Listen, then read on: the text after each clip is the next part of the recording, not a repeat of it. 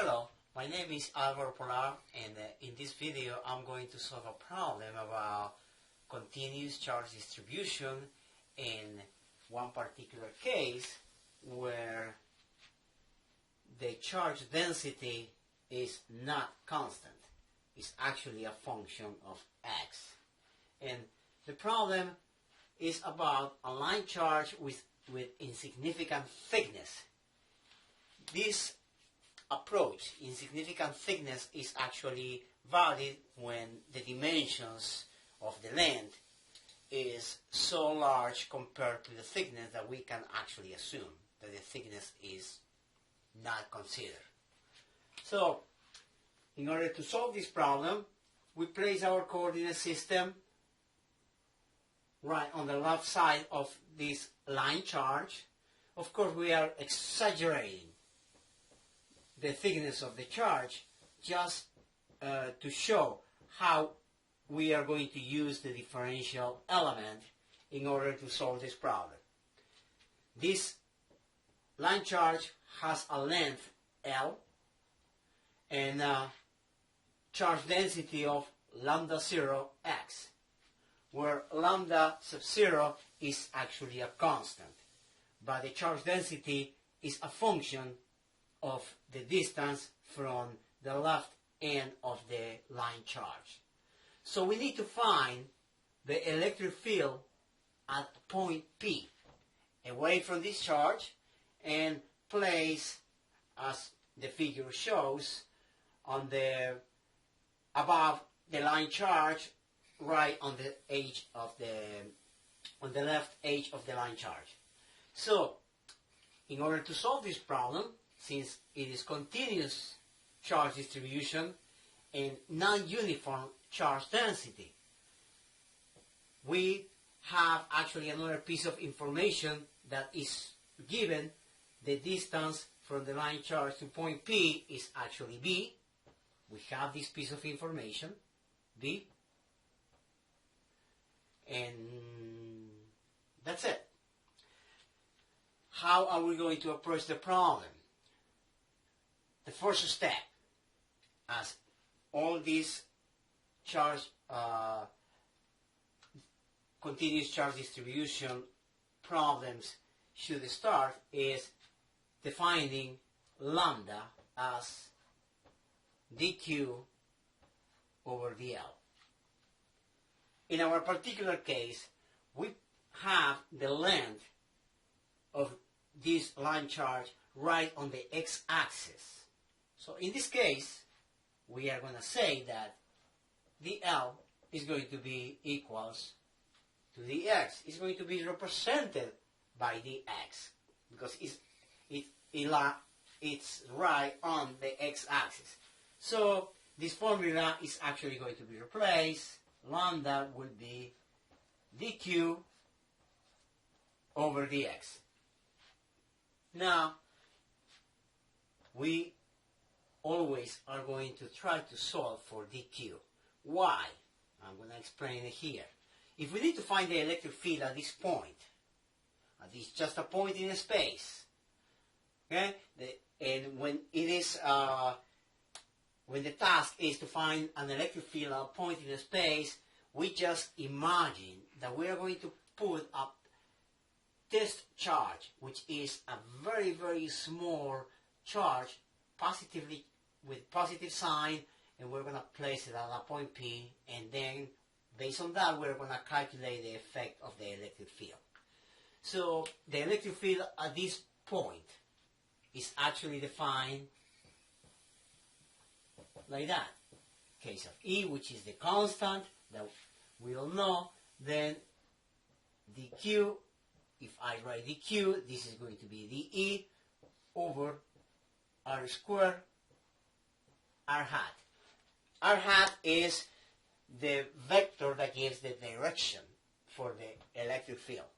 So the direction is going to be given by r, but as students of Physics 201 should know at this point, r hat can be replaced by cosine of theta I plus sine of theta j.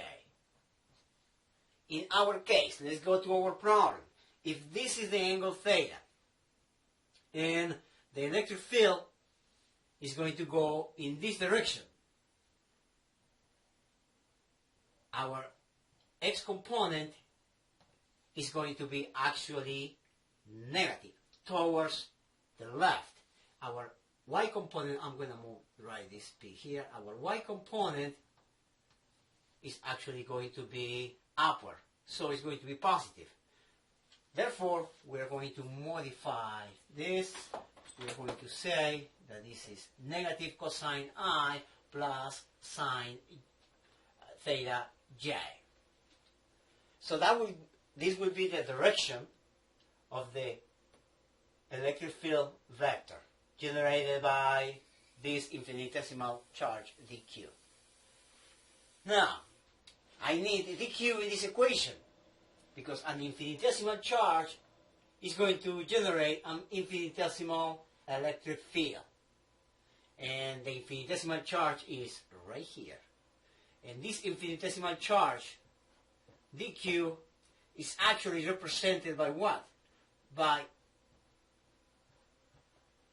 an infinitesimal distance on this line charge. An infinitesimal distance will have an infinitesimal amount of charge, and this infinitesimal amount of charge will generate an infinitesimal amount of electric field in this direction. Okay. So dq, we need dq. So from this equation, we are going to say that dq is equal to lambda dx. But lambda is a function of x. So here's where we need to replace. Lambda is going to be replaced by lambda sub 0 x. And then dx. Lambda sub 0, of course, is a constant. And x dx will actually be the variable that we will have to integrate later if we replace dq by this expression. That's what we are going to do now. dE is going to be equal to what? Case of E is a constant. I'm going to replace dq now. Lambda sub 0 x dx over r squared. What is r in our problem? R is the distance between the charge and the point P.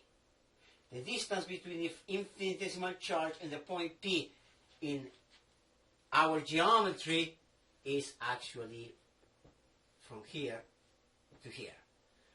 And this distance is actually the hypotenuse of a triangle, of a right triangle, B on one side and x on the other side, because this infinitesimal amount of charge is right at the position x from the origin.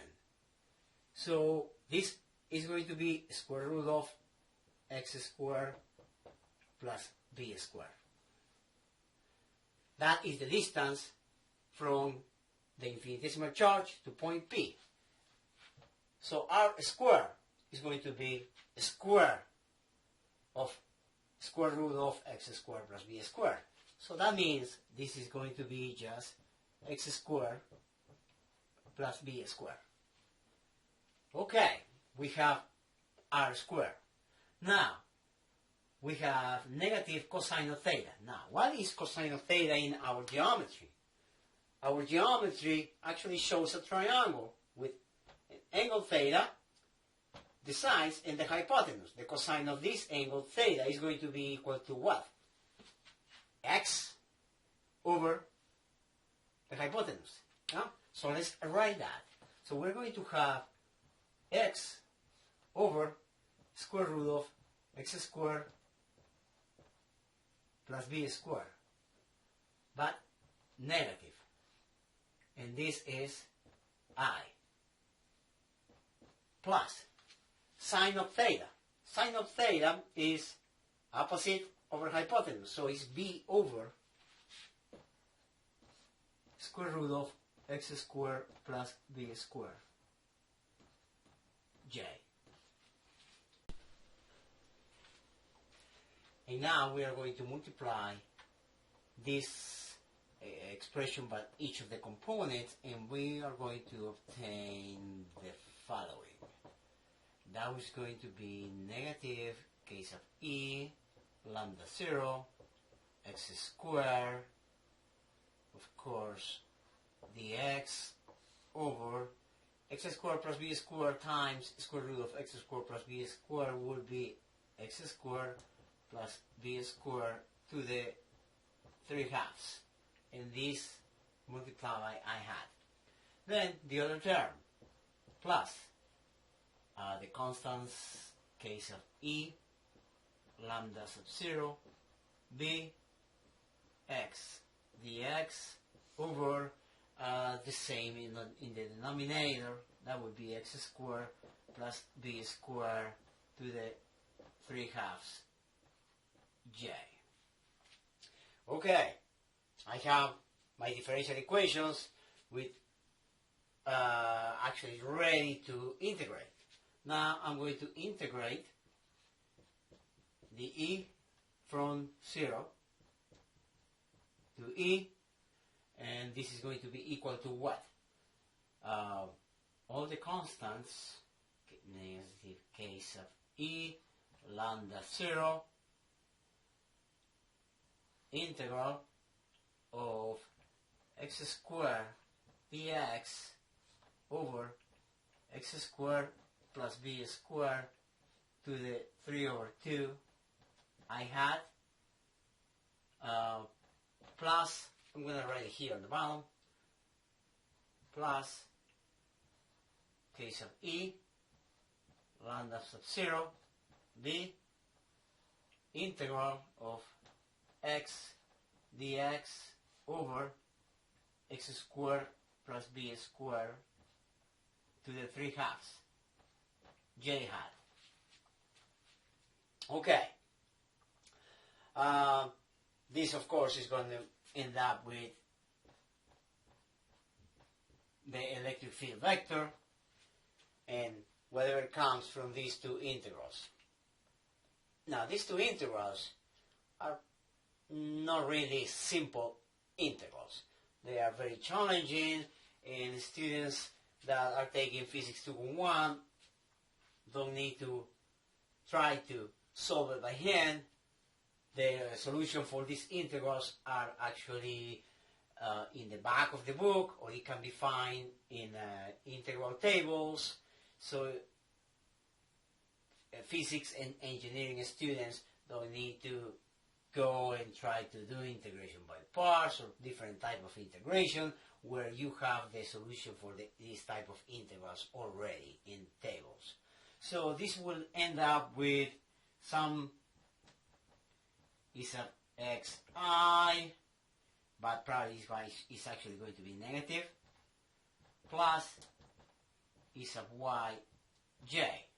So a vector like that will be the answer for this expression. Of course, we are actually missing the limits of integration. If we are integrating with respect to x, and based on our geometry, x is going to go from where? X is going to go from 0 to the total length of this line charge. So, and the total length of this line charge is L. So this will go from 0 to L, from 0 to L. And after integrating and replacing the limits of integration, we will end up with an expression. And I'm just simplifying by e sub x and e sub y, because the procedure is long and I don't have much space on the board, but this shouldn't be a problem for any student that is trying to solve it. If you have a hard time and you cannot figure it out, you can contact me and I will be happy to give you the solution for this problem. Okay? I hope you enjoyed this video, and I hope you learned something today, how to use the differential element. This is critical. using the differential element to solve problems. Every problem is completely different. There is no formula that you can apply because the differential equation will be completely different in any particular case. Okay? I hope you enjoyed the video, and I will see you next time. Thank you.